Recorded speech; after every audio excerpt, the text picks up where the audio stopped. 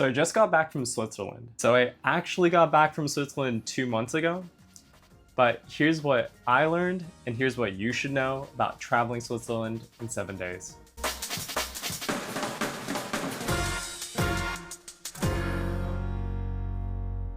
So this is my second video now, so I'm gonna up the budget quality just a little bit here. Before I give you guys an overview of the trip, get the Swiss travel pass to save the most amount of money while traveling. So from Geneva, we're gonna head over to Laussane and Montreux for their beautiful vineyards by the lake. Then it's Grindelwald for the gorgeous Jungfrau mountain range. Afterwards, we'll make our way down to Zermatt for some incredibly iconic scenery. Finally, we'll return to Geneva to rediscover Switzerland's culture.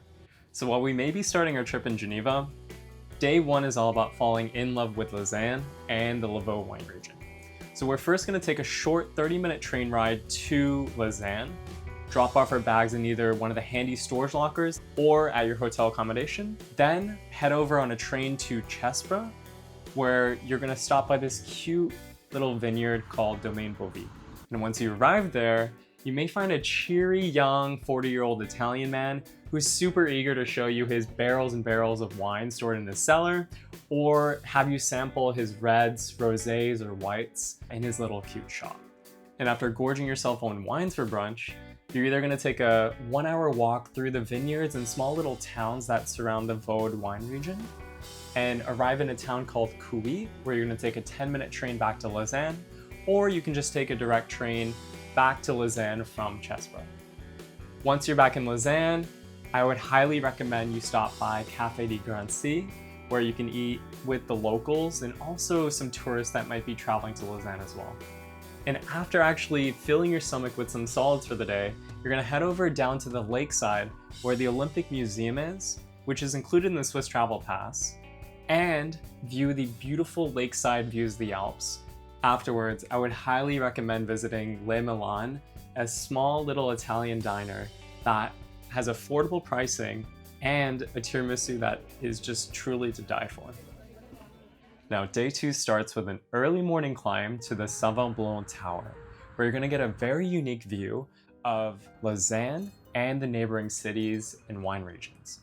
Now, if you aren't kicked out of the tower for sneaking in a bit too early in the day, you're gonna make your way down back to the SVV train station, where you're gonna take a train from Lausanne to Montreux, where you're gonna board the Golden Pass Express. The Golden Pass Express just happens to be one of the few panoramic trains available in the Swiss Travel Pass, and is gonna be one of the fastest ways to get to Interlaken from Montreux.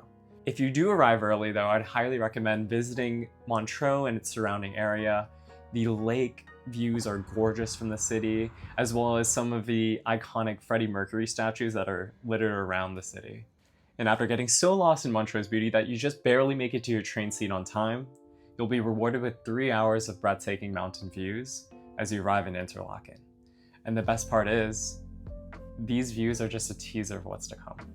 As you make your way over to your humble accommodation in Grindelwald for the night, I'm gonna mention Swiss tip number 2. Please, please, please travel light. Otherwise, you're gonna end up like somebody lugging a suitcase up a 500-meter mountainside. Bruh. You are now in the Alps, and weather conditions are always changing, so please feel free to move around any of the following activities depending on your situation. As you've been spending a lot of the past 2 days just traveling, I would recommend spending your first day in Grindelwald by going up to the Grindelwald Fürst first thing in the morning. Once there, I would do the cliffside walk, the hike to the Bachalpsee, and then on your way down, maybe a scooter, bike, or for you adventurous folks, some paragliding back down into the valley. Day 4 is about exploring all the other towns in the Jungfrau region. First, by taking a gondola up to the Männlichen, where you'll hopefully get better views than I did of every iconic mountain in the Bernese Highlands. Next, gondola riding it down into Wengen, where you'll get unreal scenes of the Lauterbrunnen Valley from the Wengen Church. Afterwards, a hike down into the valley surrounded by endless waterfalls is an absolute must, followed up by maybe a cheeky sip of farm fresh milk on your way back to Interlaken.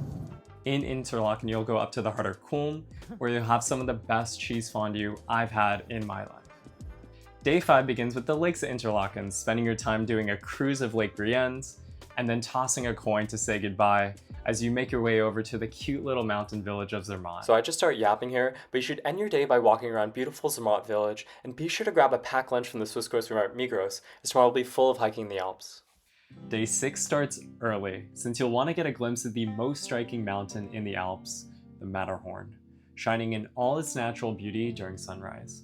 Then you'll want to jump onto the Bahn train and ride it to the top. And at the top, besides the big Toblerone-looking mountain, you'll get views of the highest peak in Switzerland, the Mont du Fort, as well as my favorite feature, the enormous glaciers that cut right through the Alps. Also, if you missed your chance to go paragliding in Grindelwald, you'll have a chance to paraglide above the Matterhorn in VR, at the Zoom VR experience. And once you're ready to reconnect with the real world, I would highly recommend hiking down this trail here, as you will get to see the legendary mirror image of the Matterhorn at Riffelsee, the Black-Nosed Sheep, and the gorgeous Five Lakes Walk. For day 7, I'm giving you guys 2 options. Option 1, stay in Zermatt and spend the day at the Glacier Paradise, and then at the end of the day, head back to Geneva. Or option 2, head to Geneva first thing in the morning and start your day by exploring the Museum of Art and History. Then take a ferry ride through Lake Geneva to see the jet, and if the weather permits, take a dip in the lake at Les Bains du Bacuy. Now, before you go off and use this itinerary to fall in love with Switzerland, I just want to say that while you can have an amazing experience following each of these activities in the order that I've mentioned them in, I find the greatest joy while traveling is when you're able to detach yourself from that itinerary. Go on a side quest.